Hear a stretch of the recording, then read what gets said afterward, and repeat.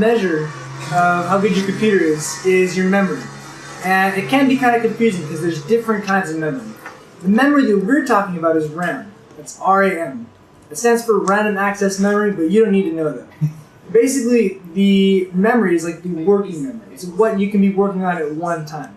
So if you have a little bit of RAM, a little bit of memory, you can maybe be working on one thing at a time, somewhat slowly.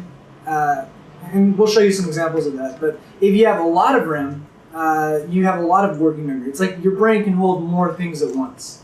So that's really the best explanation of RAM that I can give. If I can jump in for a second, I'll give you the other half of that, and then I've got to tie it back to that cooking metaphor, an excellent way to put this. The other type of memory that people talk about is their hard drive. It's where everything is stored on the computer, all your files, all your documents. It's the big storehouse, your library of everything. So to bring this back to that kitchen example, your RAM is storing the recipe for the dish you're cooking in your head. You keep working on it, you move through the steps so you know how to do it quickly. You don't have to keep going back to that cookbook, which is like your hard drive.